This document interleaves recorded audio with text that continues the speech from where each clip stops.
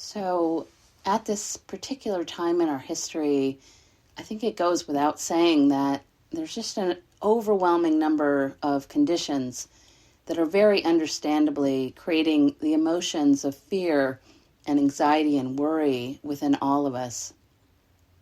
And of course, we also all have our own personal reasons in our own lives that might be creating a sense of fear in us, which at times can just feel so much more exaggerated when we consider that they're layered on top of all the other things that are happening in our world right now. And this is actually true in my own life at the moment. And so I thought it might be helpful to review some of the Buddha's teachings on fear and worry in hopes that they might offer us all some ways that we might work with this pretty difficult, uncomfortable emotion of fear that can often escalate if we don't really know how to work with it. So this past month, I feel like I've been engaged with a sort of complicated dance with the emotion of fear. And it's been so interesting for me, honestly, to really stay with it and examine it and kind of observe what it does at all different conscious levels, mentally, emotionally, and even physically, and to use the practice to really work with it. As I mentioned in my last talk, last month my husband and I were dealing with a pretty serious case of poison ivy that we got when a big tree in our yard that was apparently covered with poison ivy fell into our driveway. And now, of course, that whole experience was definitely unpleasant.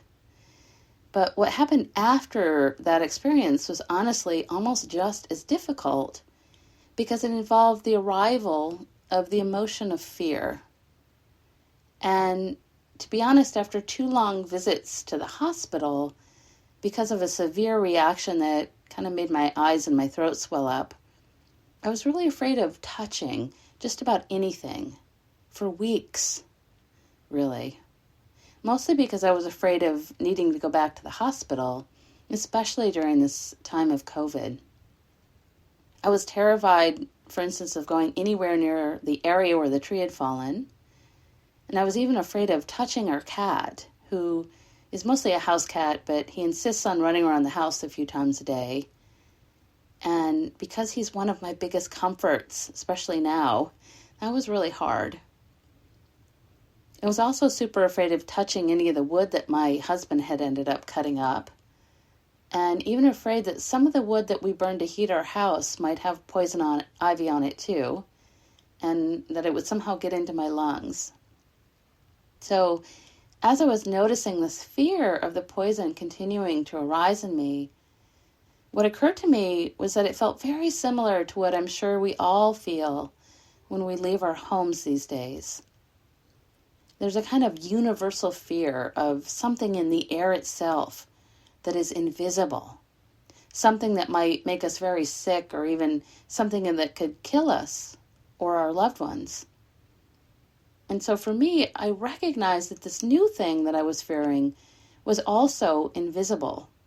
But this time it was in my actual house, in my home, possibly in the air, or on the clothes of my husband, or on the fur of my cat, or on my things. All places of comfort and safety for me. And during this same time, as I was feeling this sense of a lack of safety, my husband and I found out that someone had been stealing things from our mailbox. And one of the things they stole was our credit card statement, which they actually ended up putting a lot of charges on. And again, because we didn't know and will likely never know who that was that stole from us, it occurred to me that this threat was also invisible, unseeable, unknowable, unpredictable, like it could be anywhere and might even strike again at any time. And as I was noticing all of this fear rising in my mind and in my body, I was reminded that the emotion of fear itself is always, always about that which is invisible. that which is unknowable, unpredictable. It's just the very nature of fear itself. It's kind of like an old story I once heard about someone receiving an urgent telegram from their mother, which was just 5 words. It said, "Start worrying, details to follow." And I'm sure many of you have heard that one, but I just love it because it points to such a simple truth, which is that fear is never ever about what's happening right now, is it? It is always, always about what's to come. And unless we're very talented fortune tellers, the reality is that none of us can really accurately predict the future 100%, which means that, again, fear is always about something invisible. It's always about something unknowable, unseeable, and again, completely unpredictable.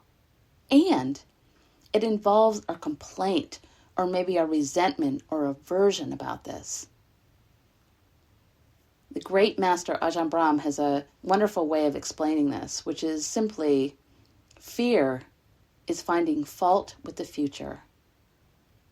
Fear is finding fault with the future. I just love to contemplate that. This is true, for instance, even if, let's say, a big bear has taken a bite out of you. Now, I know that's an extreme example, but the idea is that in that moment, what you might be experiencing would be the pain of the bite that you just received, right? But the fear is simply our prediction about the future. It has nothing at all to do with the pain that we might be feeling in that moment. And in the case of being bitten by a bear, then, the fear that you would be experiencing is what the Buddha called healthy fear, which is, of course, is something we all really need. It's part of what is called wise discernment. And in the teachings, we are urged to develop this kind of wisdom so that we can take wise, calm, conscious actions when our healthy fear calls on us to do so. So for instance, it just makes sense that we should all have some healthy fear when we read or hear about the many reports about the rising number of COVID cases, so that we can take the necessary precautions for ourselves and others. We also, of course, need a healthy fear of things like traffic or hot things. And it's also healthy to fear certain people whose moral character might truly do ourselves or others harm. It's essential. But sometimes our fears can shift from healthy to unhealthy, and we can recognize this by observing our minds and our bodies and how they both feel. So when we've shifted into unhealthy fear, for instance, we might notice that our mind has grabbed onto something and is just really running with it. Like, we might notice that our thoughts have become repetitive in some way, or maybe the mind is continuing to spin out horrific stories or images that might even be getting more and more dramatic or elaborate. And when we're caught up in this spiral of unhealthy fear, we're not really thinking clearly. And this ongoing fear and confusion tends to fill our bodies with toxic stress hormones, which of course just makes us feel worse. And then it also tends to add even more fuel to the spiraling thoughts. And if you might imagine, gradually this becomes a kind of vicious cycle. And sadly, when we're in this place of experiencing unhealthy fear, we also have a tendency to blame ourselves somehow for experiencing the fear in the first place, or for being stuck in it. Like, we might find ourselves thinking or believing things like, I really should be able to handle this better, or what is wrong with me? I really shouldn't be feeling this much fear. Or, maybe we really just want to fight the fear or stop it somehow, just make it go away. We also have a very strong tendency to believe that the fear should not be here, that the fear itself is somehow wrong. And just as a confession, even though I teach about all of these tendencies, during this past month, I did find myself falling into some of this kind of thinking, especially that belief that I should be able to handle this better. And I really needed to lean into my practice to become more aware of when this was happening, these beliefs, and remind myself that this type of thinking is really a harmful, truly unnecessary, false belief. Because the truth is, fear is a perfectly natural, normal, recurring human emotion that we all experience whenever we're faced, again, with what is unknowable, unseeable, and unpredictable, which, if we really consider it, is actually the whole future itself. We just don't know, simply because we truly can't. In fact, none of us can ever fully know exactly what is going to happen in the next minute, next hour, year, or even decade. It just hasn't happened yet. So right now, every single bit of it is simply a dream. It actually doesn't exist. And since life itself is uncertain in this way, so much of what the Buddhist teachings are training us to do is to learn how to live with this truth of uncertainty. Even though we would all really like to just pin everything down and somehow achieve a sense of permanent safety, permanent comfort, permanent security, the reality is that the only thing that is truly permanent in this life is uncertainty itself. Everything else, absolutely all of it, including ourselves, is impermanent. And so, given this reality, of course, we are going to feel fear. It's simply a part of being alive on this planet.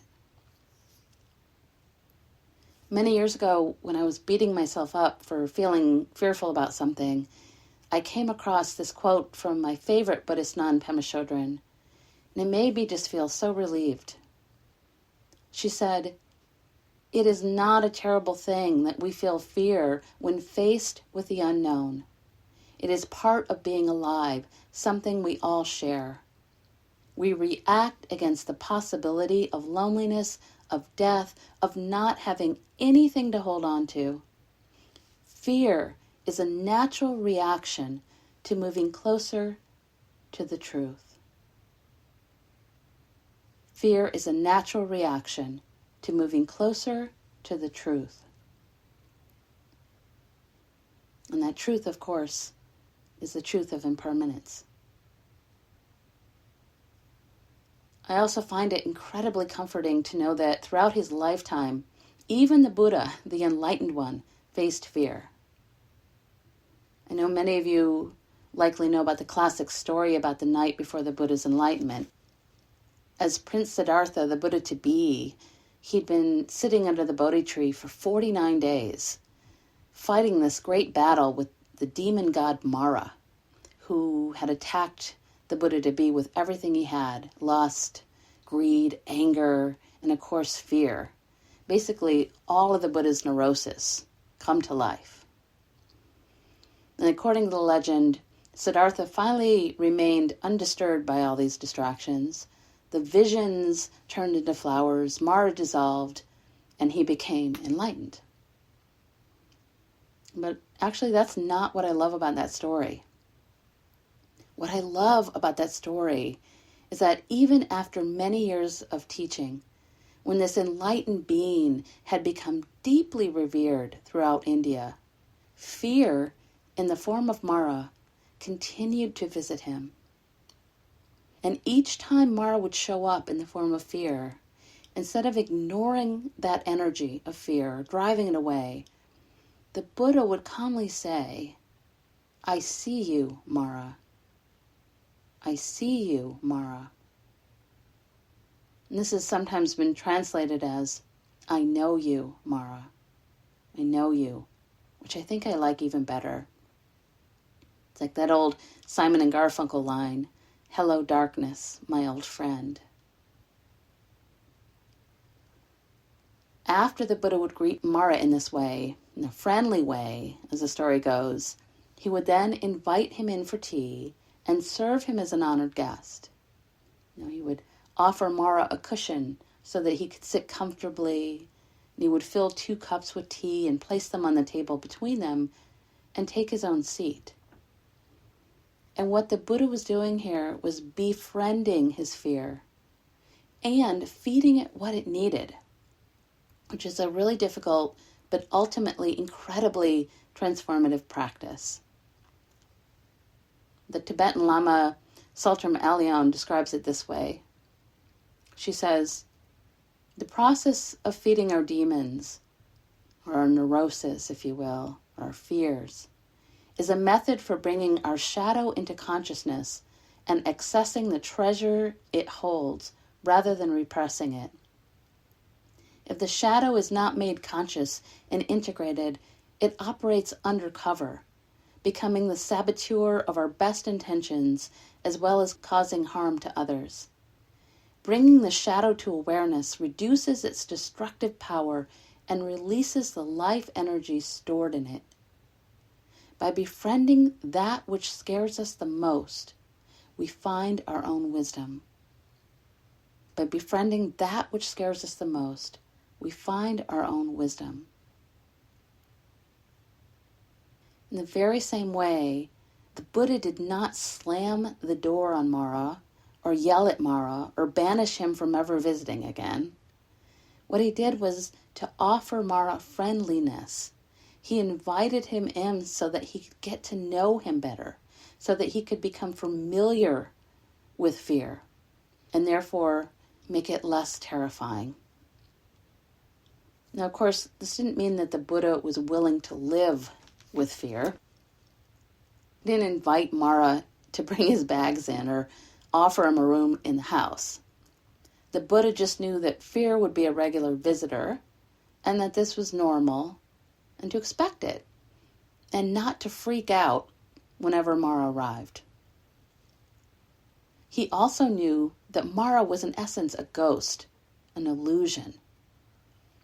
In fact, some of the definitions of Mara include the words phantom, ghost, illusion, or delusion. And ghosts, of course, are invisible.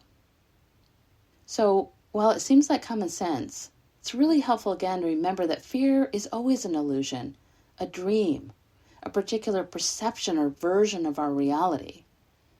It hasn't happened yet, again, and it might not even be true. And yet, of course, even though what we're believing may not be true, the actual experience of fear is always absolutely real. In our bodies, in the present moment, the feeling or the emotion of fear is always fully being felt, as if whatever we're fearing is actually happening in the moment. And as a kind of practice, you might even notice that anytime we're thinking about anything, what we're doing is in some way bringing whatever we're thinking right into the present. So for instance, whenever we're thinking about the past, what we're doing is actually bringing it right into the present, aren't we? And the same thing is true for the future. We're just bringing it in, and it's a dream. There's this great story I love that is from the monk Ajahn Brahm, who once told a story about a member of his monastery who apparently had very bad teeth. And one weekend, this monk with the bad teeth needed to have one of his teeth pulled out, but he didn't want to go to the dentist to have it done. And Ajahn Brahm said, "We saw him outside the monastery workshop, holding a freshly pulled tooth smeared with his blood in the claws of an ordinary pair of pliers. I asked him how he had managed to do such a thing. He said, "When I decided to pull out my own tooth, it was such a hassle going all the way to the dentist. That didn't hurt. When I walked to the workshop, that didn't hurt. When I picked up the pair of pliers, that didn't hurt. When I held the tooth in the grip of the pliers, that didn't hurt either. When I wiggled the pliers and pulled, it did hurt then, but only for a couple of seconds. Once the tooth was out, it didn't hurt that much at all. There was only 5 seconds of pain. That's it." Now, whenever I tell that story in front of a group of people, I usually see a lot of wincing, which you may be doing now, even though I can't see you. But that's actually really the point. Because if you were wincing, it's because you were experiencing a sense of fear about the pain, which is not actually happening in real time. It's simply a perception of the pain that's created in the mind. And it's creating a very real sensation in the body. It's like if you take a moment to think about warm chocolate, you might even start to taste the chocolate and maybe feel that happiness in the body. On the other hand, you might even think about taking a full bite out of a lemon and notice what happens in the body then. Both of those thoughts, you might notice, can create a very real sensation, even though sadly there's no chocolate in this talk. A phrase I often like to remember about this, which I learned from one of my teachers, Tara Brach, is real but not true. Real but not true. And remembering that phrase always helps me to remember 2 things. The first and most important is to have compassion for myself, for experiencing the fear in the first place, because it's actually happening. And the second is to remember that what I'm fearing might not actually be true. Reminds me that it might only be my perception of what's happening and not the truth. One of the things that I dearly love about the Buddhist teachings is that we are being asked to not only learn how to examine our thoughts, but to actually question our thoughts, to really examine how our own thoughts, beliefs, opinions, conditioning, perceptions, and even our own state of mind might be creating the experience of our entire world. Just as an example of this, during those few weeks when I was experiencing a lot of fear about not wanting to touch anything, I had an experience of waking up in the middle of the night one night and feeling like there was something lying on my arm. And when I very carefully started to lift my arm, the thing sort of slid off. And I immediately thought, snake or dead mouse, both of which my cat sadly has been known to bring me sometimes as a gift. And of course I jumped and turned on the light and was fully expecting to see a dead or maybe not so dead animal. And I was surprised actually to see that it was just a small pillow that I'd forgotten about that I'd brought into the bed with me as I was reading. And in that moment, what occurred to me was that this was my very first thought, that it was something I definitely did not want to touch. And there was a kind of sudden awareness of where my state of mind had been, or what my perception of the world had been lately, which might be summarized by another famous old Buddhist saying, which is every rope a snake. Every rope a snake. It reminded me actually of another famous Buddhist story, which I think I first heard from the Zen master Thich Nhat Hanh. And it's a story many of you may have heard before because it's actually a classic story about anger. But I really believe it applies to fear as well because it's about perception or our state of mind. So according to this story, a monk decides to meditate alone away from the monastery, and he takes a boat out into the middle of a nearby lake to go meditate. And after he's been out there and meditating for about an hour or so and in very deep stillness, he suddenly feels the blow of another boat hitting his. And with his eyes still closed in meditation, what he notices is that anger is arising in him, and he really wants to shout and yell at whoever just banged into his boat and disturbed his peace. But when he opens his eyes, what he sees is just an empty boat, which had become unmoored and was just kind of floating around the lake and bumped into his boat. Thich Nhat Hanh said about this story that whenever someone meets anyone or anything that provokes anger, one remembers the other person or thing is just an empty boat. Anger is inside me. And I think the same could be said of fear. Whenever we meet someone or something that provokes fear, we can remember fear is just an empty boat. The fear is inside me. The fear is inside me. Now, of course, this doesn't mean that we don't have any need for fear. Of course we do. Again, as the Buddha taught, it is essential that we cultivate our healthy fear and wise discernment. But I know for myself that if I truly examine most of the beliefs or thoughts that are causing me to have fear, really they're mostly empty, and the fear really is truly inside me.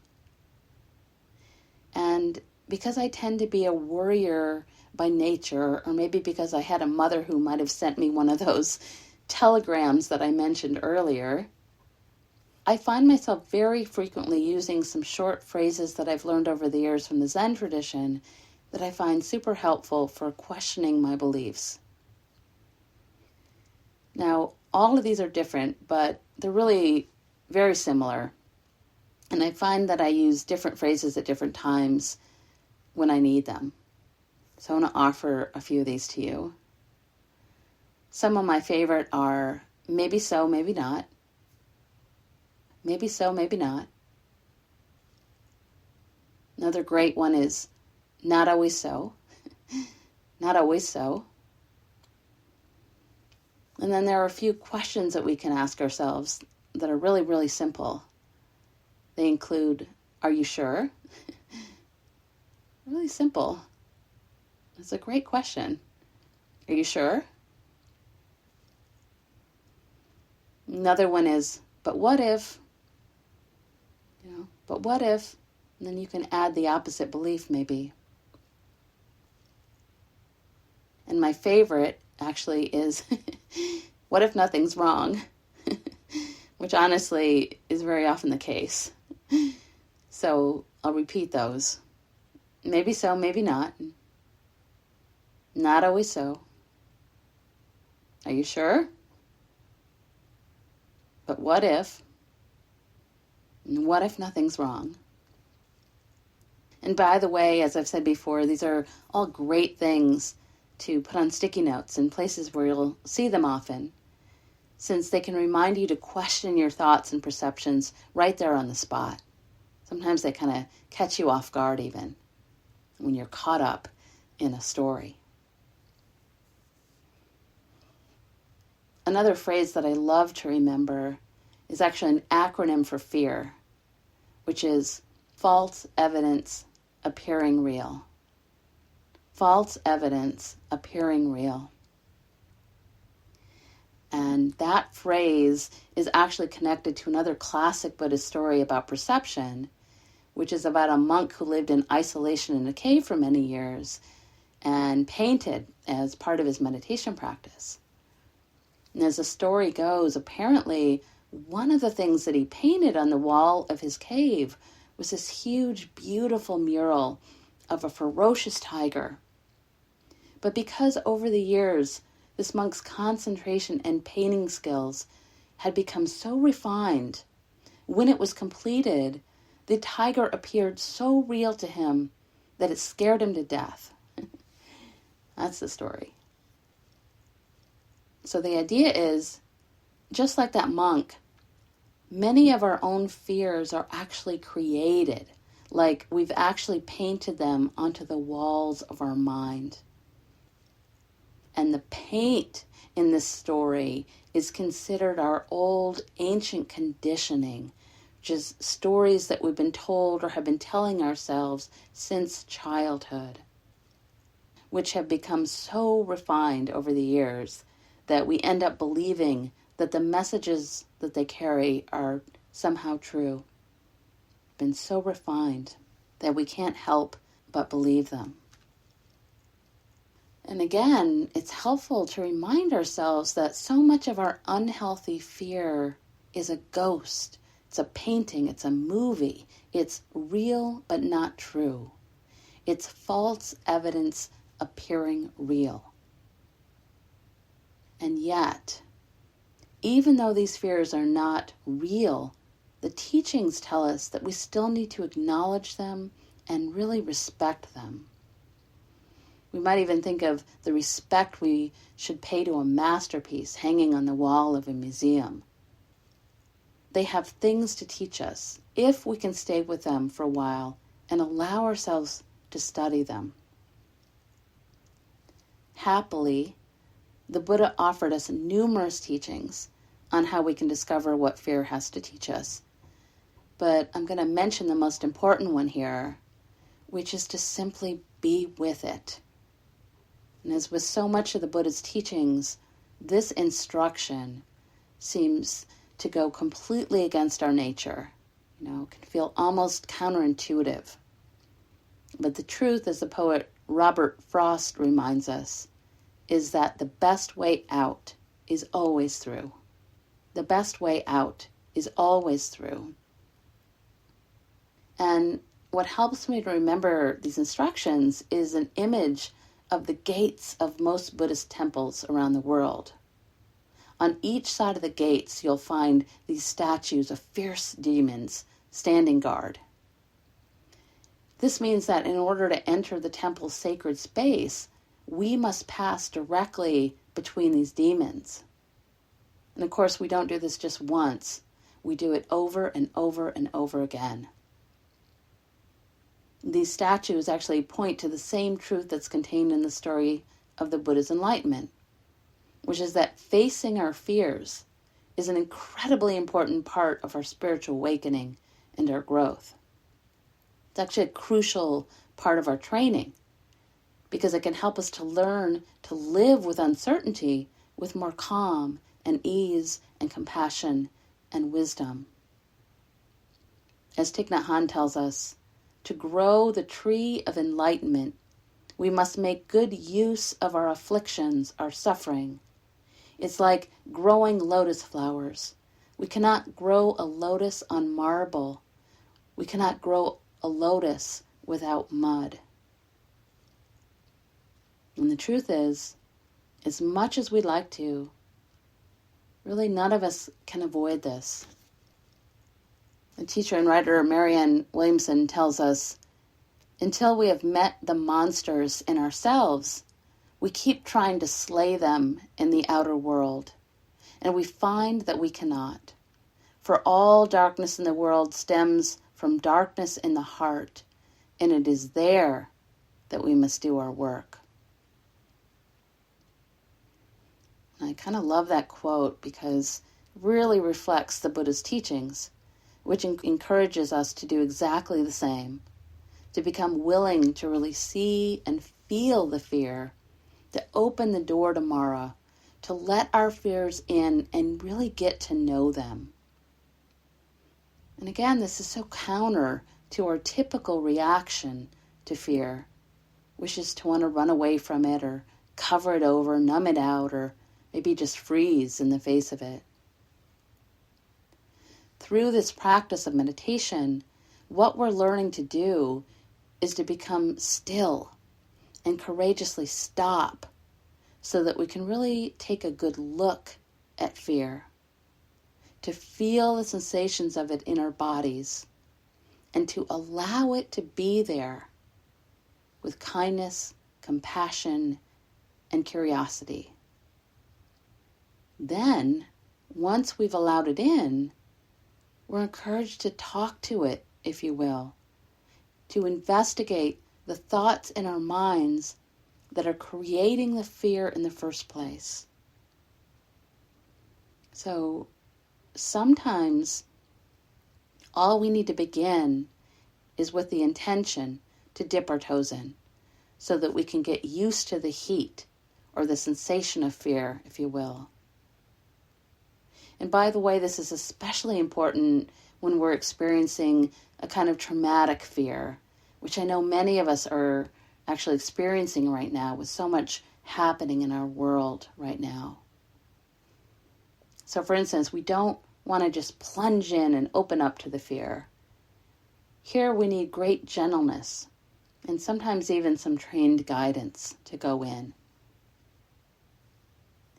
Many years ago, when I was teaching with my friend and teacher Pat Kofi from Charlottesville, he described the intention to face fear that is potentially traumatic or maybe just really big as like seeing a huge tiger on the edge of the woods, right? We don't go charging straight into the woods at the tiger. The first thing we do might be to just acknowledge its existence, just like the Buddha did with Mara. We might just simply say, I see you, Mara. I see you. Then we might take a few steps towards the forest. If that feels okay, we might take a few more and a few more. And this process might take minutes, might take days, might take years.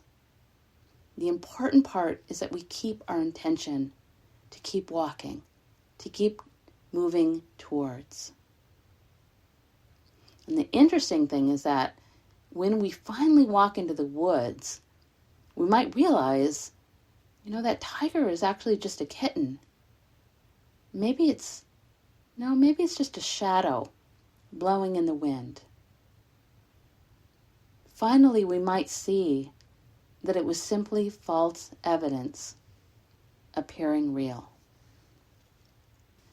So, because of time, I think I'm going to end here and invite you, if you'd like, into a brief meditation. And by the way, if you'd like a little longer practice of meditation, I'll be adding a new meditation to the website soon that can help us question our beliefs and our fears on an even deeper level. And depending on when you're listening to this talk, it may be up on the site already.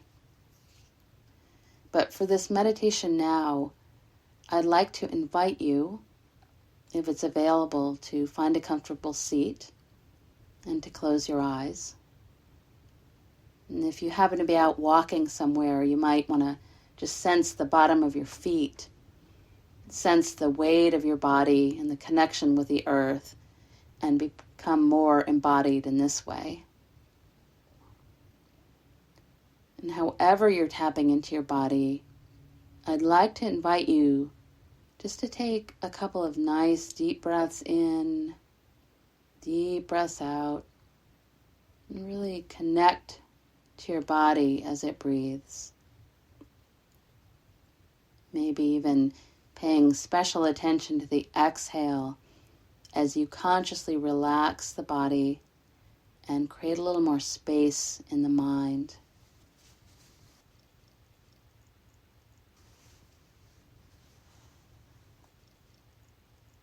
Continuing to breathe more naturally now, you might start to notice any areas of tension in the body and see if you can allow a little letting go, softening, melting.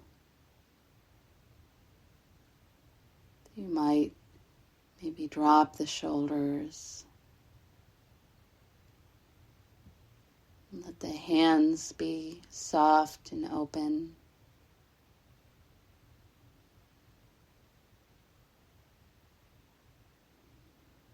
Might let the tummy be soft.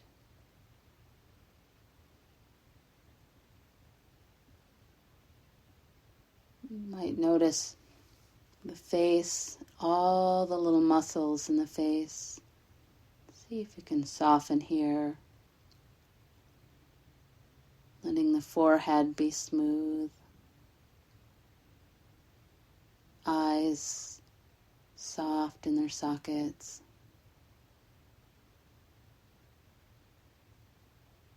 All the little muscles in the cheeks softening. Letting the teeth be slightly parted so the jaw can relax. Still breathing.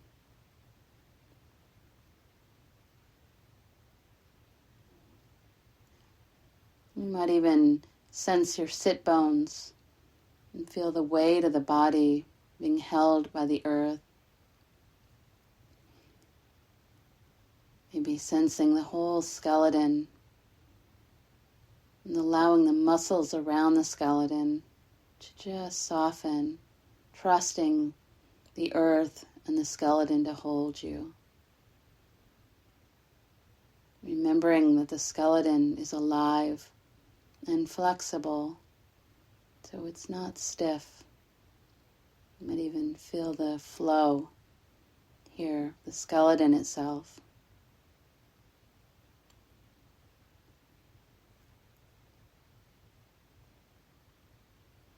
Still breathing and settling.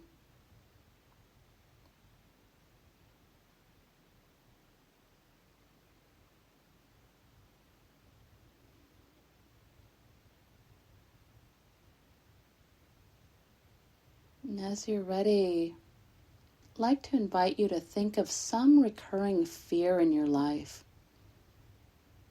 and allow it, if you can, to be seen. You might even imagine that you're inviting it to tea, like the Buddha did with Mara. Because this is a shorter meditation, you might not want to conjure up your deepest fear, but maybe choose something a little less triggering.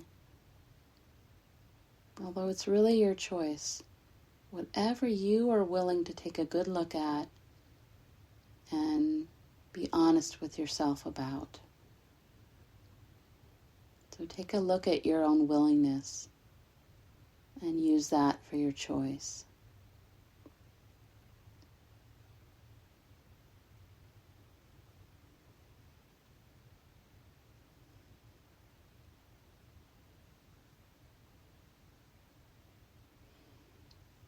And as you continue to think about this recurring fear, you might start by going right to the body and noticing what's happening. So you might ask yourself, how does the breath feel right now in the body?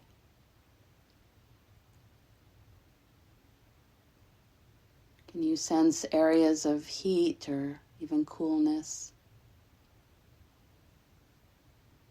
Maybe heaviness, lightness, or any feeling of emptiness.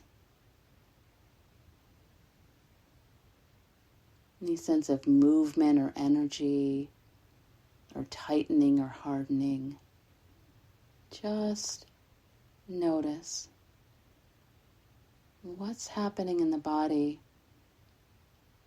when I think about this fear.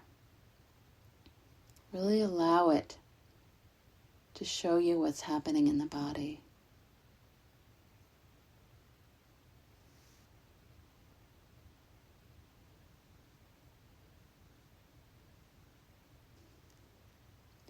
As you continue, you might ask yourself, how does my heart feel right now when I think about this recurring fear? How does my heart feel as I think about this recurring fear?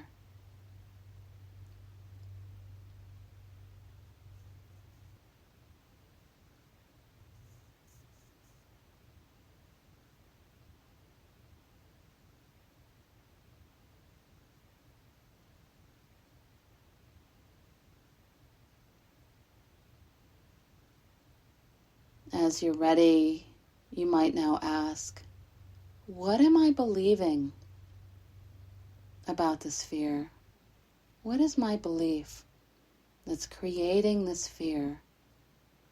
Maybe what is the story that I've been telling myself, or what have I been saying to myself about this?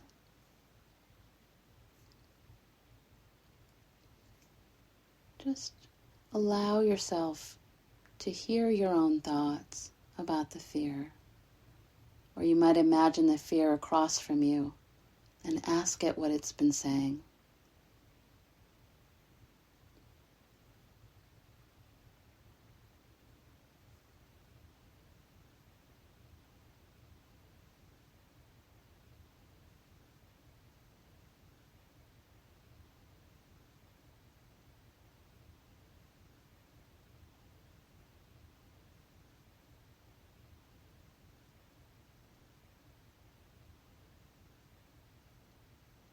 And if you're ready and willing now, you might even ask, what might be the deeper fear underneath this story about what's happening?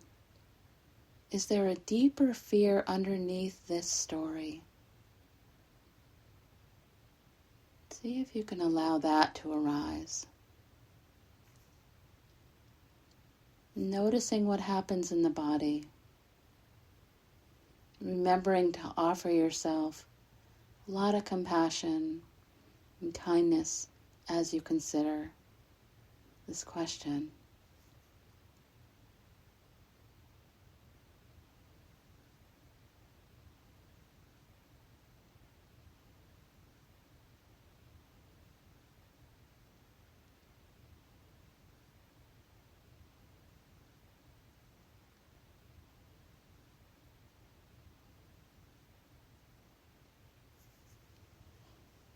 Now, as you're ready, see if you can try on some of those Zen phrases that I mentioned. And notice what happens when you apply these to your story about the fear. So what if you were to say to yourself, for instance, maybe so, maybe not. Just consider that. Maybe so, maybe not.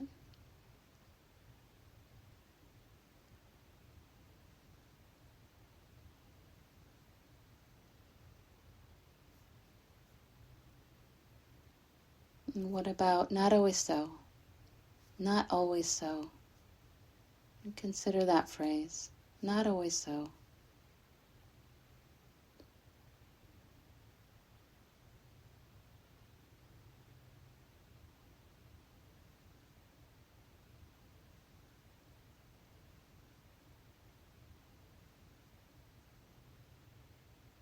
One of the questions you can ask yourself is, are you sure? Are you sure?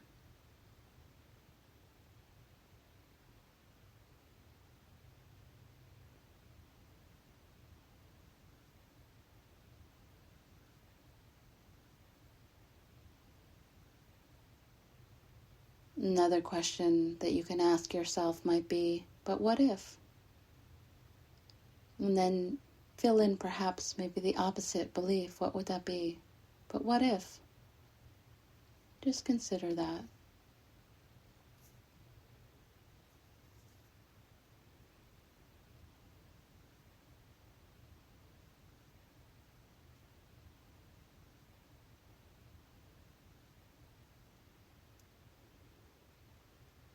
You might even consider now, could this be false evidence appearing real?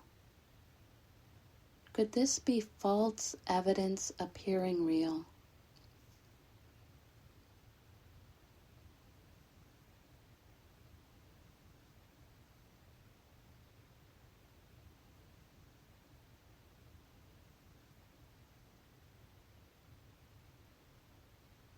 And finally, you might even consider the phrase, what if nothing's wrong?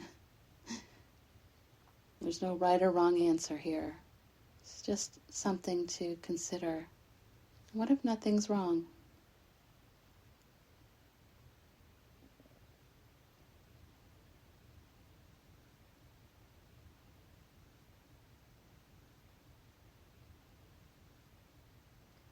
So for the next few minutes, see if you can simply sit with some of these phrases and questions and notice what effect it might have on your body and your mind.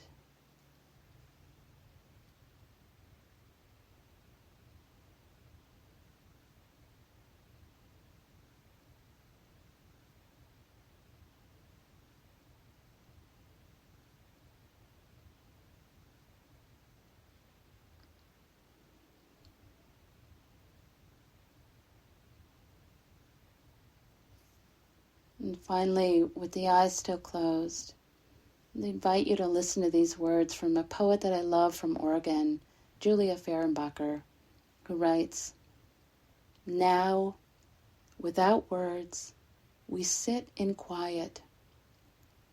Stillness wraps around us in its soft, electric way. There is no wanting or needing to know what comes next, no questions or places to get to. We are not tangled in yesterdays or turning towards tomorrow. Just us and something that will remain through births and deaths and lifetimes. Infinite nows from now. Infinite nows from then."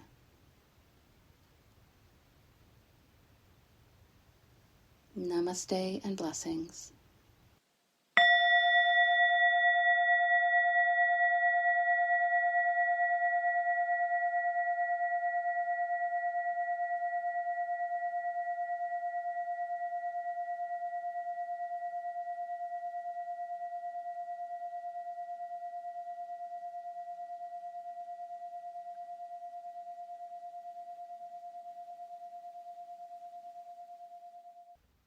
I hope you enjoyed this talk. These talks are always offered freely so that no one is ever denied access to these teachings, and your support really makes a difference. Dana is an ancient Pali word meaning spontaneous generosity of heart. If you feel inspired to offer dana, you can do so by visiting my website at www.mindfulvalley.com. Thank you so much.